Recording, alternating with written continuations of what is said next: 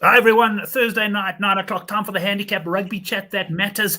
The Rugby World Cup is on the rise and an eye for one. Cannot wait, and I know neither of my guests can as well. We're going to touch sides with them in just a second. One of them's just made it home in time to join the show. And yeah, just to mention that going forward, probably from 2 weeks' time, the Handicap show's time will change. We'll probably do multiple shows throughout the week as well with the World Cup. But there's no point doing it 9 o'clock if there's potentially going to be clashing with a game, because I don't think people are going to want to watch the Handicap while there's actually a game taking place. Anyway, everyone in position now. I'm going to start at the top of my screen. It's Pierre at Pierreball on Twitter. Pierre, good to have you back on the show. It's been a while, mate. I know you've been following your rugby closely and gagging for the World Cup. Yeah, exactly, Brent. No, it's great to be back. I'm so ready for this World Cup. Just saying, going to all the Boks matches, hopefully the quarter and the semi-final. So really, really looking forward to that. And I've been staying away from punting in these warm-ups. It feels to me a bit too much like Varsity Cup, but I've not missed the game so far. And I would say the excitement is really building over here. Yeah, I'm with you there. I wish I could say I'd stayed away because I took an absolute smack on France last week against Scotland. I had them minus 16.5. I had them to score over 32 points. And at 27-10, 4 minutes into the second half, I thought I was in the money, but it never happened. And I thought of even Oracle's wise words at the start of this rugby warm-ups, take it very easy. And, I was just about to introduce Harry, but he does appear to have disappeared. So we'll get him when he comes back in there, Pierre. I might want to move closer to the mic. Is that for me, Jason? I think I am trying on a new computer here, so there could be a problem. If necessary, I will change. But right, let's get started on the matches anyway. So long, we've got 4 internationals that I want to cover tonight. Okay, I think he's back. Harry, you back? Yeah. No, I can always hear you, but for some reason I was floating around in space. Excellent. Well, good to have you on, man. What are you up to at the moment? Are you planning a trip to France to join Pierre over there to watch a few games? Yeah, so I'll be there from the 8th to the 26th, and I think I have 8 matches signed up, including some interesting ones with Tonga and Uruguay, but I have all the Boks ones as well. Oh, excellent. That's going to be great. And Pierre, quickly yourself, you mentioned just before the show, before we came on, you also go to see quite a few games, eh? Yeah. So all of the Boks games, and then the quarterfinals, should they make it. So it's sort of this package. You get the ticket if they make it, and then just straight up the semis as well.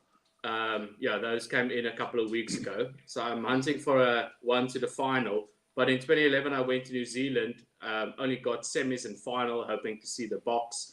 Bryce Lawrence ruined that trip for me. So I'm a bit wary this time, but I'm sure there should be a secondary market going here in Europe should the Boks not make it to the semis. Yeah, Monsieur Arteta has been quite vocal already. I haven't brought all his comments up, but he's saying, how did you get all the tickets? That is quite impressive. Yeah, great to be going to so many games, guys. Well, let's talk a little bit about the warm-ups. And then before we finish the show, I definitely want to just touch on the latest World Cup betting. Of course, squad's been announced. We've had some quite interesting press conferences from certain coaches as they leave the country. So we'll have a little chat about that as well. But let's get stuck into the first game. And Pierre, I'm going to bring you in here. We're going to talk first and foremost Wales, South Africa here. We got a handicap. Now, I know you're not punting these heavily, but you can give us your views on this. I haven't been able to get points lines. I had a quick search on all the regular sites that have points normally early. I've seen absolutely nothing. We got Wales here, plus 9.5 against South Africa. What do you make of this one? I mean, this one opened up on Sunday at sort of 5.5. And I thought that was really good value if you wanted to be on the Boks, because Ninabe was always going to play sort of the stronger combinations, right? After the team got announced, it moved a couple of points, and then when Wales announced, it got now up to 9.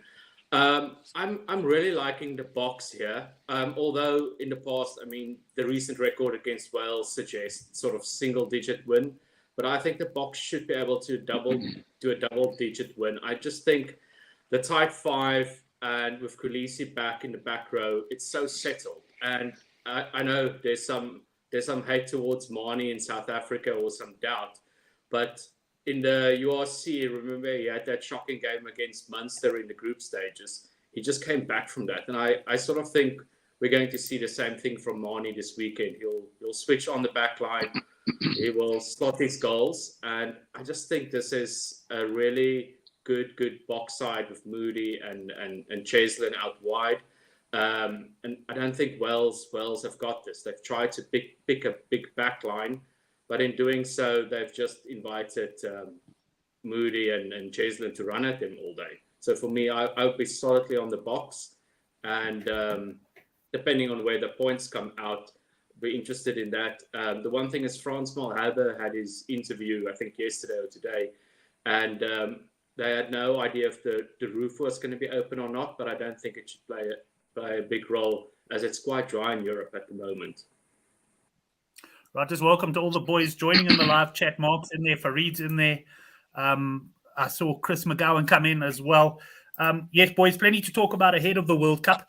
Harry, let me bring you in there. I tend to agree with Pierre. I think that the money's certainly been coming for the Boks after the team announcements, and the shrewder punters would have picked up on that, or the likelihood of that early on. But Wales, for some reason, they're just one of those sides who tend to be able to drag South Africa into a bit of a dogfight. You know, I think of some of the close encounters over the years. What are you thinking here? Is this handicap set right, or do you think there's some value in the Boks?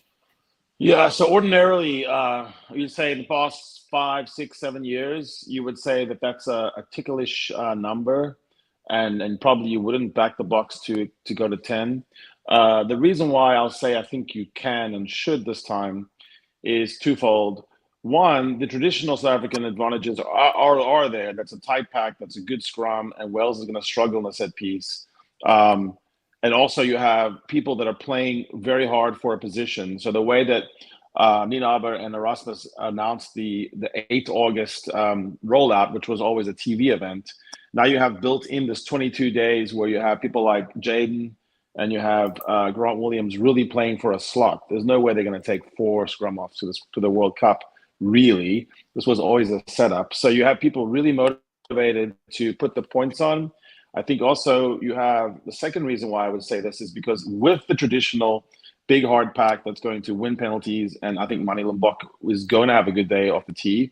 I think he likes that stadium. The other reason is because the Boks are playing 2 different types of rugby now. There is a definable plan B, and you see it like in Loftus, you see it against England and Twickenham, the counter-attack. And I think that's what's going to make that traditional grind down Welsh effort not really work. I know that Nienaber wanted to do that maybe a year earlier and was kind of COVIDed out, but now I think you're going to see the counter-attack and the points on the board. So long-winded answer for, I think that it's going to be 10 plus for the Boks. And I feel comfortable with that when I look at the bench for the Welsh as well. I think they're going to have a tough final 20 minutes. And maybe general sentiment in the live chat is going for the Boks there. Sorry, Pierre, what was that? Yeah, and I think, Harry, the thing about Wales for me is they've had now 2 tough games against England, right? Those were real dogfights, Six Nations style. They announced their squad on Monday. Gatland knows who he's picking. The squad would most likely know who's going, that type of thing. Getting injured now, you saw Intermark and so on. I just don't think those Wales guys coming off the 2 very hard weeks, seeing the Boks side Monday in the back of the mind, they are really going to try and take them to the gutters this weekend. Yeah, and also they haven't played 3 good matches in a row in a long time, Wales. They were really good at 1 or 2, but that third one gets them. If you go back to the South African series in South Africa, remember the deciding one in Cape Town, it was a blowout, but they were tough in the first 2. That's been their pattern in the Six Nations as well. 1 good game, 1 okay game, and then they fold. Right, lads. So, I think all of us leaning towards the Boks in this game. I think just to bring a few other comments have come in since he commented, but just to bring Hendrik's one in, I think, Pierre, this sort of goes along with what you're thinking as well. He doesn't like the warm-ups, and I know Hendrik means it from the betting angle, but he expects a bit of a statement from the Boks against Wales, and I'm certainly leaning in that direction as well. Let's go on to the next friendly we got. Now, this one, I know bookies have suspended a few markets. Some of the bookies were suspended when I looked just before the show. But I'll start with you here, Harry. We've got a big handicap. Italy minus 34.5 against Romania. Italy looked to have selected a strong side. And Romania, I can't remember the exact score. It was something like 56-6 against Georgia last week. They were given a hiding. So we've got a big handicap here. Is it big enough? No, so I'm not sure about this one. I'm not sure that Italy can actually score 35 points just by themselves. Just getting 35 points. So So I think a comfortable win, but a comfortable win of 28-6 or something is still a hiding, but it's not 35 points margin. I don't think Romania is that poor a club to write them off. I'm not sure of that, by the way. I just don't think it's comfortable for me to go 35 points on a match when, like I think Pierre has been saying, we don't even know how much the coaches want the game to blow out to a certain level. I mean, if the question is I'm 28-0 up and then all my best players are kind of done and dusted for the day, it's at 55 minutes, I'm taking them off and put the ice on. So I don't want to drive a score up. There's no motivation I can see here that would make them go to 40 points for some reason. I think that is the worry with warm-up games. If a team's chasing points difference or bonus points, they're going to kick on. But Pierre, at the end of the day here, you don't really know what's in the coach's mind. And I agree with Harry, team might just go on there, get the game wrapped up early, and then start experimenting. Yeah, and I mean, for like a side like Italy, right? They've got more to lose than to gain out of this game. Romania is different. I mean, they lost to the US a couple of weeks ago, and I think they were down 31-0 at some stage in that game. And then last week, big hiding against Georgia, which they really should be on par with. So I think they have get a bit more out of this game. And Italy, I see Capuazza is back for the first time in a while. So I would say that, like Harry said, like 40 minutes, blow out, take off the guys, do some combinations, try some things. Romania gets a couple of tries, and your 34 should have been a 30, right? So this one, I would say, watch it out of interest, gain some knowledge on Romania. Might be a good one for the plus in the World Cup, one of the games. So this might be a good thing for the punters, just to sort of have a look and see who is there. Welcome to Romania has some of the best kit, some of the best jerseys in the whole World Cup as well as a bonus. But Harry, I was just going to ask you now, based on what Pierre said there, watching the smaller teams like Romania and that sort of thing, those are actually perhaps, if you're looking at it from a pure punting point of view, perhaps those are the games where the money's going to be made. Because let's face it, everybody knows the All Blacks. Everybody knows Ireland. We all know when they're at full strength and that. And I'm talking now in the World Cup. But not many people are going to know who the key Romanian player is. And perhaps there's an opportunity there for punters to get a little bit of edge. So probably good advice to watch these games closely. Yeah, no, for sure. And also, even though it's a friendly and it's a warm-up, they still have cards. So there's also that. If you get Italy a card or two, and you have a couple of Romania have good kickers. So you have someone who just slots their goals, and maybe Italy's a little bit off the pace, and even someone like Capuazzo is coming back a little bit rusty. You've seen those games where it's everything to Namibia to play against a big power, and they can hang in there for a while. So Romania's big nemesis is Italy. That's the big team in their region, so they would love to be able to give Italy a scare. I just think it's difficult to know, and I wouldn't put much money in this one, but it'll be a good match.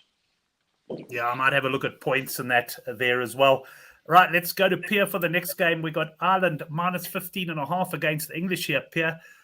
Big handicap at England. They've been absolutely dismal, what I've seen of them the last couple of weeks. Although credit to them for coming back when 12 down last week to actually win that game against Wales. But, you got to think full-strength Ireland side will put them away. But who would have ever thought a few years ago we'd get a handicap like this? No, it's quite incredible. And I know there's quite a lot of England bashing going around at the moment. I'm certainly not a big fan of theirs. But if you watch that yellow, or when England were down to 12 last week, right? One guy did an analysis. England had the ball. Wales only had the ball for 2 minutes out of the 10. England controlled the ball with 12 men against it. They are still a wily old team. They can come back. They can sort of make an upset. But I think this week has been incredibly disruptive with Farrell's ban now under review again, or not ban under review. So it sounds like Ford will start, Farrell perhaps on the bench. So that must have been very disruptive for them this week. And it's sort of not like a galvanizing event, really. So it's a difficult one. And I think also Ireland... they are a good side. going against them is like going against Leinster at home, right? It's such a difficult thing to do. So if pressed, I would still go here, Ireland -15. That last score is a little bit too much, but I think it's been just a bit too disruptive for England, and as well, two very hard games the last 2 weeks. Ireland's build-up has been real, I would say, warm-up matches in the sense. They haven't had this real intensity. And again, England, they're not consistent, so I can't see them 3 weeks fighting for 80 minutes. So for me, Ireland all the way. Right. Mark is pointing out the Irish guys might be a bit rusty there. Harry, what do you think of this game? Oof, I don't know. This is actually very difficult. And I actually agree with some of the analysis points up here, but then I kind of go the opposite way on what it will do. So I do think this can galvanize a team sometimes. They can feel, even unjustly, they can feel that they were unjustly treated. I mean, I think Owen Farrell was given a freebie, but I mean, they might think it's cherry picking and the whole world's against them because the world is against him. And so I think it could be difficult.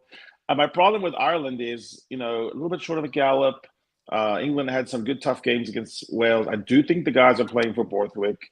I do think that the Leicester style is taking over now at England, and I think that's the proper style for England, by the way, not the Harlequin style. I think the proper style is the Leicester big pack. The one type of team that can sometimes muck up Ireland is the Boks, or under the Dave Rennie, the Wallabies type, where they just smash everything and they roll through. So England has always had a special place in their heart for messing up Ireland. Even if they want to spoil someone's party, take someone out of the World Cup, I wouldn't put anything past England of knocking someone out of the World Cup. So I think it could be a really tough tussle, and I'm not really fond of the 15.5 game. I think that's too much. I think it might just come down to, 7 or 8 points by the end. And I think Ford is plenty. There's an argument in England that Ford is better for the team than Owen Farrell. So we'll see. It's funny you say that. I'll find my comment I just put up there answering Darren. I think Ford. I would have Ford as my number one choice as Fluff. And this is coming from a guy. I mean, I was actually a big Farrell fan years ago. In fact, there was a time people used to, think I was mad, but I used to say Farrell was the first guy. If I was picking a World 15, there was a time 4 or 5 years ago. He was the first guy on my team sheet. I think he's lost that edge, but his kicking for me is not as consistent as it was. And I think for England, they should give Ford a good run in the 10 jersey. I think he'll potentially go well there. Any thoughts on that, Pierre? Yeah. I mean, Farrell he went into his shell a bit. It feels like that, and I mean at Saracens it works well for him because that's such a machine in which he operates. I've always liked the 10-12 Ford Farrell style play. I think the Smith Farrell doesn't work, and Farrell by himself, the backline does not really get unlocked. I think Ford is the best general for England that they can have, but Borthwick, I mean, he will stick to Farrell. It's his captain, perhaps too much to his detriment. So for me, I would like to see, if I were England punter, or let's say in this World Cup and there's a handicap and I'm seeing Fords at 10, I will be leaning towards England, whichever way, probably a plus the way that they are going, but then a plus of England when Ford's around. So Mark reckons the average winning margin has been 14 points. And Alex, good to see you there, mate. I'm sure you got lots of bets coming for the World Cup. England under 2.5 tries when that line comes out. We're going to go to one more game now. Just put Joe's comment up there on this one before we get there. And that is going to be France up against Fiji. Now, Pierre, I'll start with you on this one. France minus 14.5. I think this handicap has come in a bit. Before you even talk about that one, I see someone pointed out on the Good for the Game forum that this was the opening line that actually moved this week. So France were minus 1.5 against New Zealand in the opening game, and that has actually come in, and that is of course because of the big news of the France injuries to Intermac and the prop. I forget his name now. Is it Cyril Bay or something along those lines? Yeah. So that's it. So Pierre, first of all, maybe just a quick comment on that. How big a loss is that for France? We will talk some World Cup later. And then your thoughts on the handicap here. No, I think that's a massive loss for France. it was such a good DuPont Intermac. If the one is a little bit off, the other one will be on. They play together at club level. It just works. And Intermac has got that little bit of a specialness about him. He kicks his goals as well, quite hard on the field. So I think that's a big loss for them. You see the pool betting has changed. France's odds to win it outright has changed. So there has been a big reaction. So number 2, a lot of people like Jalibert. I think there's a lot that don't like him as well. I'm not sure if he's starting at 10 this weekend. I just quickly flicked through the team. Yeah. But yeah, so that then he will start that game against New Zealand, right? So there's now the time to get him going. I think Cyril Bay is as big a loss to France as Intermac actually. He is for me one of he's the one that can keep up with, let's say, a South African or New Zealand front row is Cyril Bay. Now, Harry, maybe starting off on that point, is he out of the World Cup totally, or is he potentially? I did see something that he might be back for the quarterfinals. First of all, and then your thoughts on this particular game. No, so I think Cyril Bay can come back for the quarters, but it's a tough one to name a prop because you only can really squeeze in 5 if you got a change prop, or maybe 6 if you're going to go really heavy. I actually agree with Pierre that I think the loss of Cyril is, if anything, maybe it's bigger because he's harder to replace. Jalibert is a really good player. They do play off 9 mostly, and Ramos is the number 1 kicker. So in a way, you can sort of hide that loss. And also the French don't play with the ball as much. But and a twist around in this World Cup is that New Zealand and South Africa have better scrums and better front 5s than the Northern Hemisphere teams do. So you don't want to lose one of your key. It'd be like if Ireland lost Ty Furlong. You could argue that that's actually a bigger loss than if they lost Sexton, just because they have people who've had to fill in. So I don't know. It's very interesting. I would think there's a big push in the French public and the team to not have anyone else injured, right? So when you start thinking like that, as we all know from rugby, when you try not to get injured, you get injured, and it's a strange thing. So I actually think this is a strange game and very difficult to predict. There's a bit of a disorganization like now in the French camp. You look at Ireland and New Zealand, it's very calm. You look at some of the drama in Australia and the French, maybe it's a little bit of a up. And something about the French is when it starts going pear-shaped, it can go very pear-shaped. So I would look for this to be one of those games where they don't try too much. That way, if it doesn't go that well, they can say, well, we weren't really trying. And they will do, not very much attack. Yeah, it's going to be an interesting one. I just saw a Darren post for South African punters. There is still plus 17.5 on WSB. So you can get that on Fiji for this game. Pierre, just one thing I've picked up, a lot of guys talking about Fiji. I know guys who've taken 18-1 Fiji to win the group. There's plenty of talk about Fiji being that team. I'm getting the feeling that Fiji's fortunes could make or break punters in this World Cup. They're either going to be, as I think Henrik said, Uruguay could be a bit of a cash cow. Fiji are going to either make punters a lot of money, but if they don't arrive at the party, they're going to cost punters a lot of money because they are one of those sides that have really struggled for consistency over the years. And I think the general feeling is now they've got a pack in that can keep them in the hunt. What do you make of them? Yeah, I mean, when did they let Vern Cotter go? Sort of at the start of the year. I think back then it was a bit all over, right? You didn't know, is it worth, is Fiji going to be worth a punt? So they were very quickly turned around. A lot of people talk them up from number 6 to 15, which they should. Really, really good players. The thing for me always with Fiji is, when it's those scrums, it's 4 penalties, a yellow card comes, right? That has always been the thing that holds up Fiji. And in the World Cup, I think I hope they turn over Wales. I do hope they make it to a quarterfinal. That would be brilliant. Would be brilliant for the rugby in that region again.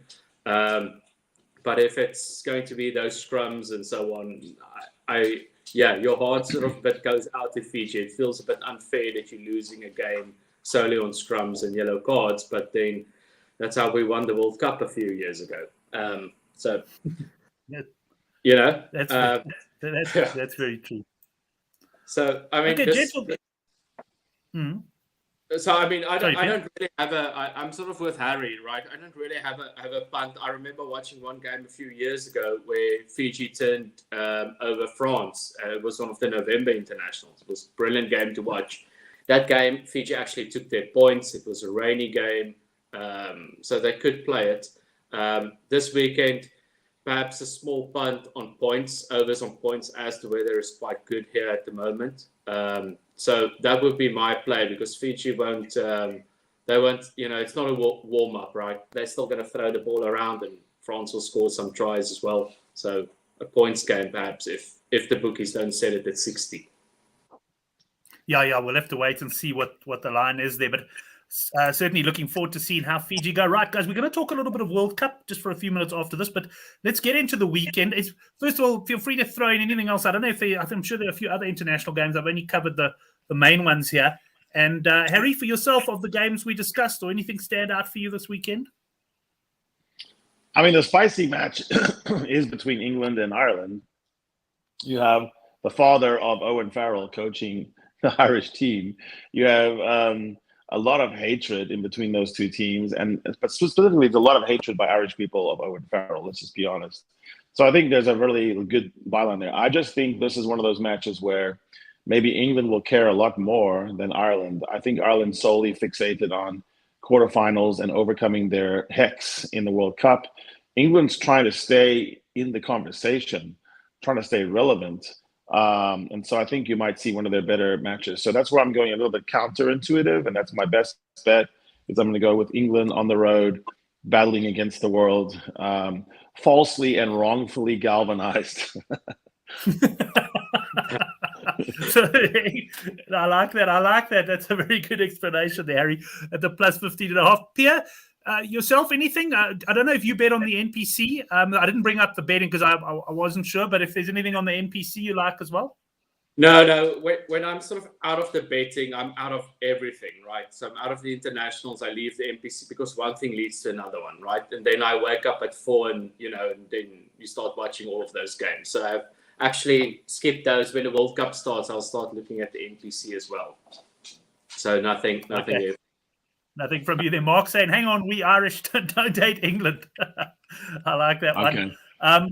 And Farrell must easily be the most overrated player of the modern era. Yeah, Fareed, at the moment, I don't rate him particularly, but I still, at his time, I really thought he was one of the greatest. But Mike M coming in, England look gone. Can't wait for the All Blacks to take out Ireland at the World Cup. And Mike, we'll let that lead us into a little bit of World Cup chat. Now I've got the outright betting scrolling below.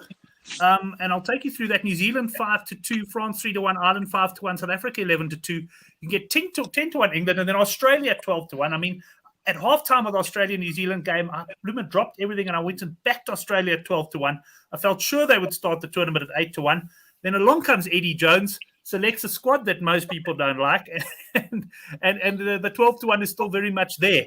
You can get 28-1. I think it was Sharkbrain on last week's show in the live chat had a few drinks, and he was punting Argentina quite heavily to win. But no, only kidding, Sharkbrain, they definitely have a chance.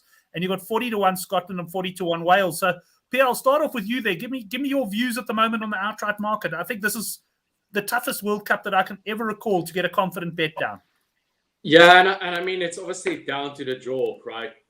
South Africa, New Zealand, France, and Ireland in the same side, right? So that makes it quite difficult because they all have short odds. The one sort of that you feel the one that gets through there, or the one or two, those will be your runners. For me, I really think we will have a Southern Hemisphere winner again this year.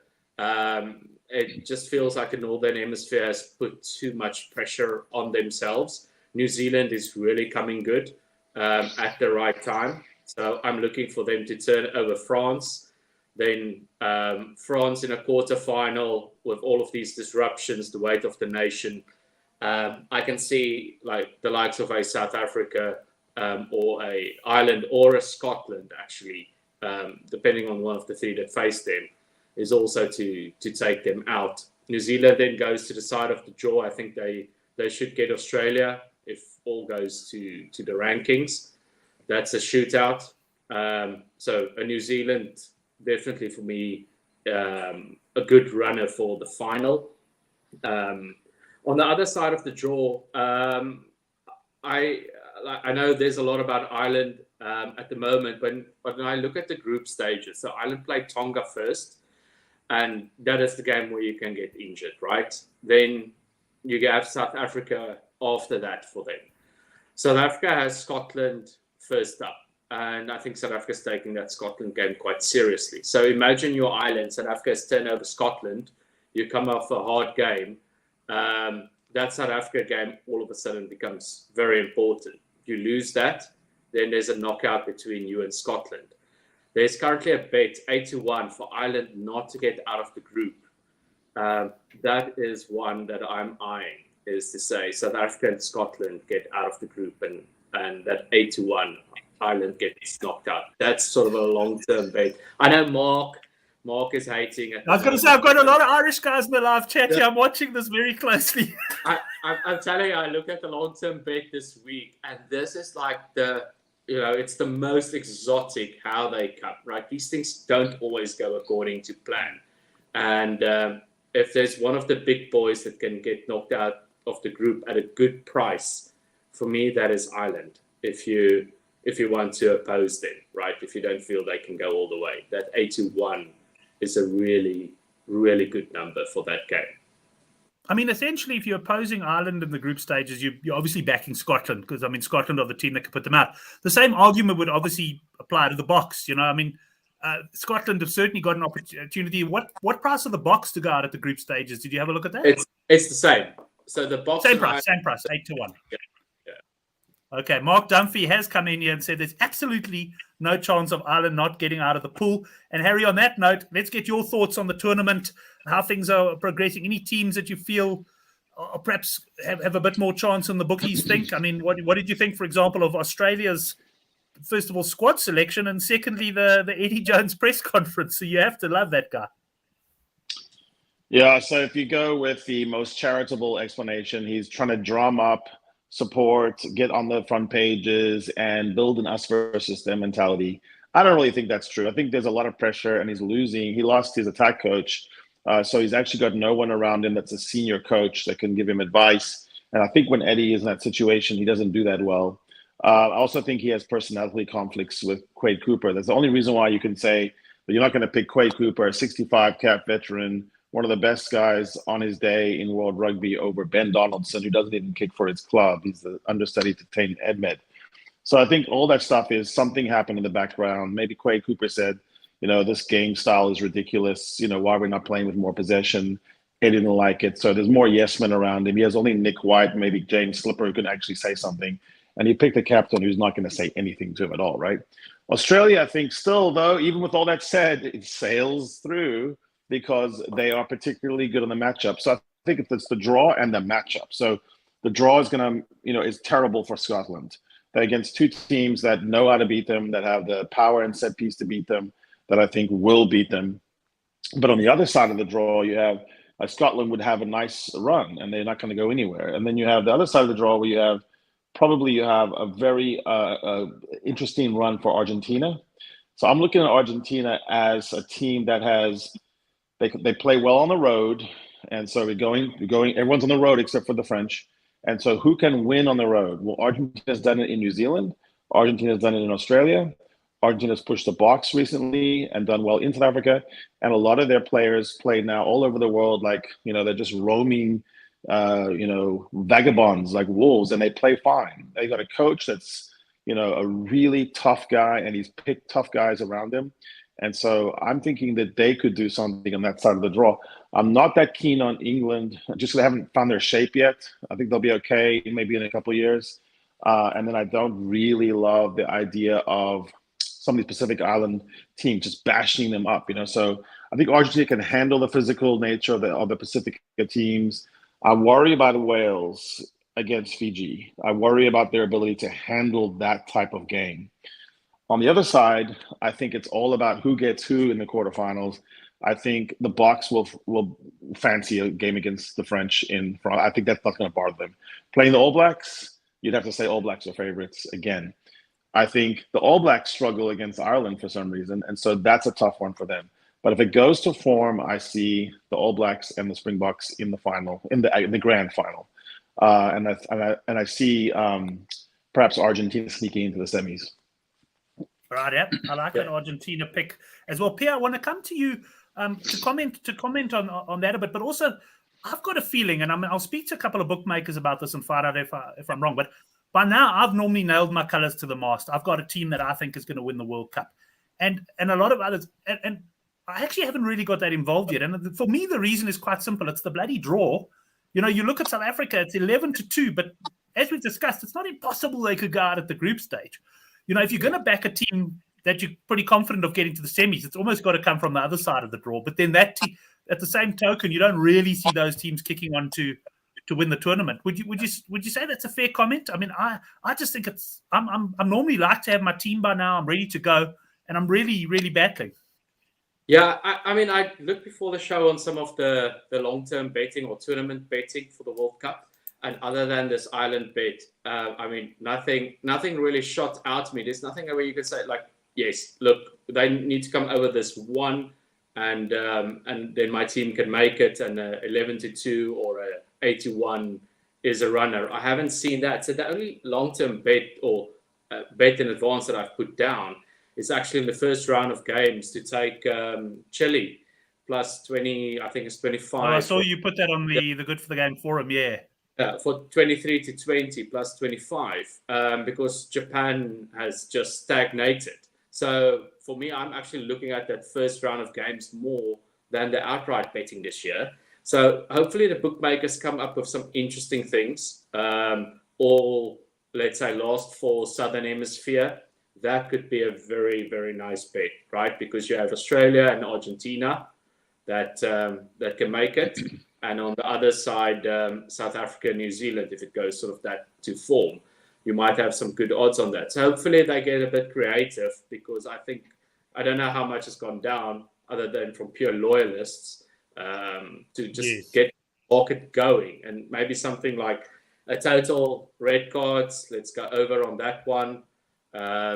Things like this, right? So those markets will be out. I think those markets will be out in probably the week before. I just want to, Pierre, just talking about that, I see Joe, for example, coming here. This to me, Joe, illustrates my point a bit. Ireland v AB's final. Now, I haven't actually seen betting, and it sounds like you might have seen a few more exotic markets. I haven't seen betting on who the finalists are going to be.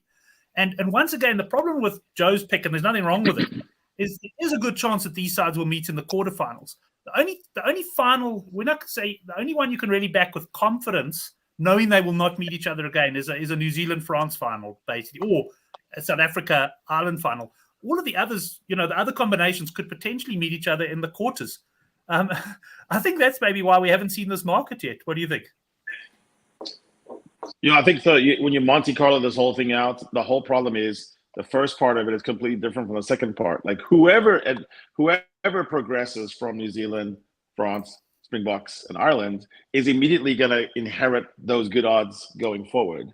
So it's difficult right now to do anything because you don't know where the quarterfinal matchups are, and they're very different. I mean, you look at the reason why Ireland, for example, would be favored is they've been playing in a Six Nations tournament that's almost been like a Two Nations tournament.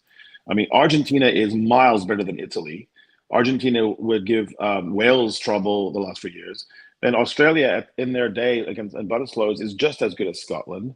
So the whole tournament of the Rugby Championship is actually a tougher proving ground. And so sometimes I think the French and the Irish get upgraded and they don't play the Southern Hemisphere teams enough away in a neutral venue. So I think right now, if you just had, you have to put gun to your head and say Ireland versus Boks on a neutral field, it's not like 1 versus 4. It's really just evens.